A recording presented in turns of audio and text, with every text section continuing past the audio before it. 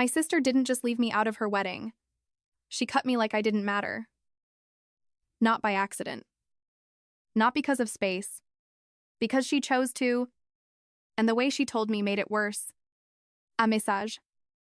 Short. Casual. We had to make some tough cuts. I read it again, waiting for it to feel like a mistake. It didn't.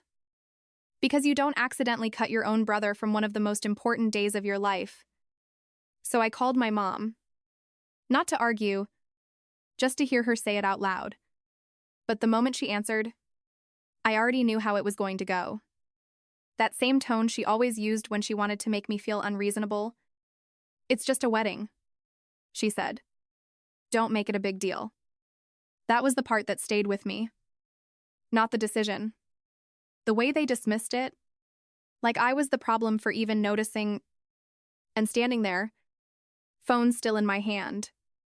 I realized something I had been avoiding for years. This wasn't new.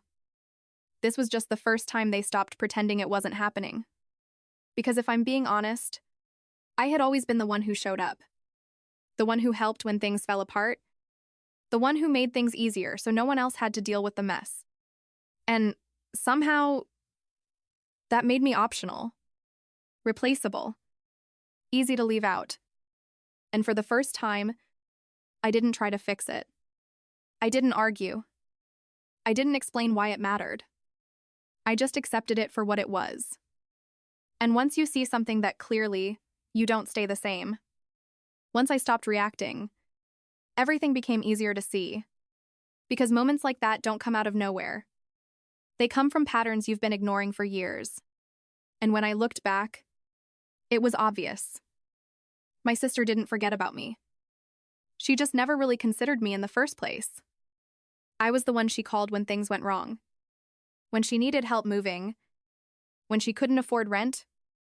When her relationships fell apart and she needed someone to sit there and listen. And I was always there. Not because I had to be. Because I thought that's what being family meant. Showing up even when it wasn't convenient. Giving without keeping score. Believing that eventually, it would mean something. It never did. Because every time things got better for her, I disappeared from the picture again. No calls. No check-ins.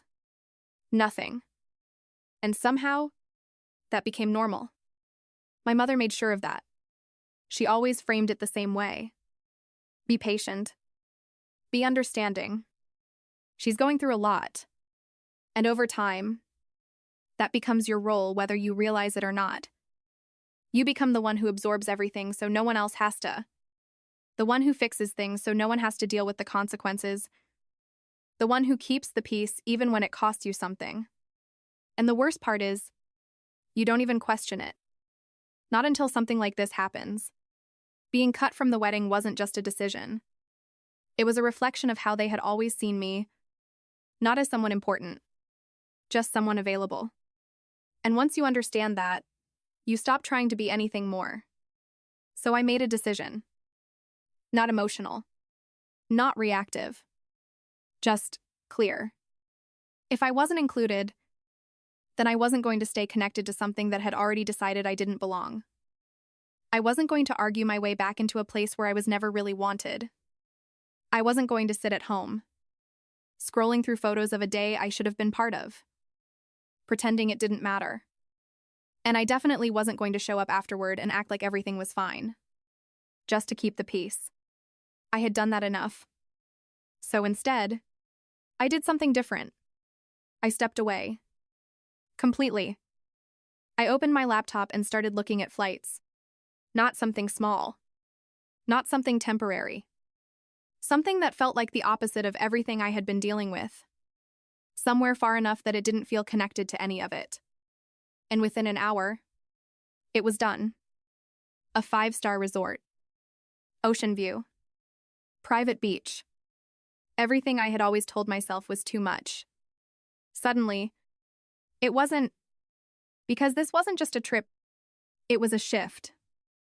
The first time I was choosing myself without needing anyone else to understand it. And as I confirmed the booking, something inside me settled. Not relief. Not excitement, just clarity. Because for the first time, I wasn't reacting to what they did. I was deciding what I would do next. And if you've ever had that moment where you stop trying to be included and start choosing where you actually belong, then you already know everything changes after that. By the time the wedding weekend came around, I wasn't even in the same world anymore.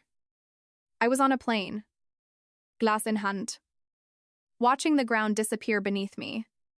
And for the first time in years, I didn't feel like I was leaving something behind. I felt like I was finally stepping out of it. When I landed, everything shifted immediately. The air felt different. Warm. Light. Like nothing was waiting for me. Nothing needed me to fix it. Nothing expected me to be anything other than present. The drive to the resort ran along the coastline, the ocean stretching endlessly beside me, sunlight hitting the water in a way that didn't feel real. And the more distance I put between myself and everything back home, the quieter my thoughts became. Not empty. Just still. The resort itself didn't feel like a place. It felt like a pause. Open space. Soft music. People moving slowly, like time wasn't something they were chasing. When I stepped into my room, I stopped for a second. Floor-to-ceiling windows. The ocean right there. Uninterrupted. No noise. No tension. No one asking anything from me. I walked out onto the balcony, let the air settle in, and realized something I hadn't allowed myself to feel in a long time. I wasn't needed here. And instead of feeling replaced, it felt like freedom. So I leaned into it. I let myself exist without purpose for once. Ate when I wanted. Slept when I wanted. Sat by the water doing nothing without feeling like I should be somewhere else. And for the first time, I wasn't thinking about what I was missing. I was thinking about how I ever convinced myself I needed it in the first place. The calls started in the middle of the afternoon. At first, I ignored them. I assumed it was just the usual messages. Guilt. Maybe one last attempt to pull me back into something I had already stepped away from. But then I saw the names. Not just my mom. Not just my sister. Everyone. Calls stacked on top of each other. Messages coming in faster than I could even read them. And that's when I knew something had happened. So I checked one. Then another. And it didn't take long to understand. The wedding had fallen apart. Completely. Not quietly. Not something they could hide behind a story later. The groom walked out. In the middle of it, arguments broke out. Voices got louder. People started taking sides. And just like that, everything they had built that day collapsed in front of everyone. I sat there, reading through the messages, trying to picture it. The chaos. The panic. The same people who told me it wasn't a big deal now calling it a family emergency. And then came the part that almost made me laugh. They needed me. Not because they missed me.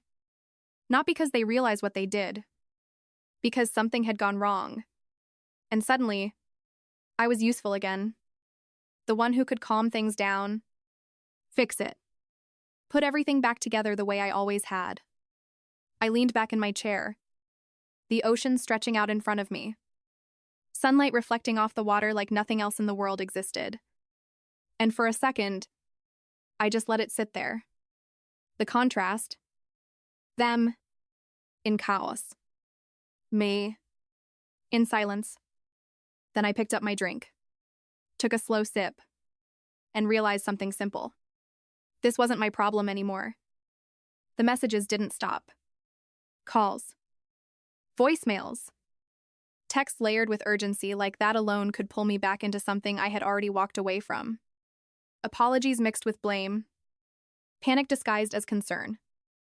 The same people who told me it wasn't a big deal now, acting like everything was falling apart without me there to hold it together. And maybe it was, but that didn't mean it was my responsibility anymore. I read a few of them. Not all. I didn't need to. Because they all said the same thing in different ways. Come back. Fix this. Be who you've always been. And for the first time, I didn't feel anything when I read them. No anger. No guilt. Just distance. Because something had already shifted the moment I got on that plane. I wasn't part of that dynamic anymore. I wasn't the one absorbing everything, so no one else had to deal with it. I wasn't the one they could ignore until things went wrong. I replied once. Short. Simple. Then I blocked the numbers. Not to punish them. To protect something I had finally found. The next morning, I woke up to the sound of the ocean. Sunlight filling the room. And no one expecting anything from me. And that's when it settled in completely. I hadn't lost anything by not being there. I had just stopped carrying things that were never mine to begin with. And if you've ever been the one everyone relies on, until they don't need you anymore, then you already know peace doesn't come from being included. It comes from walking away.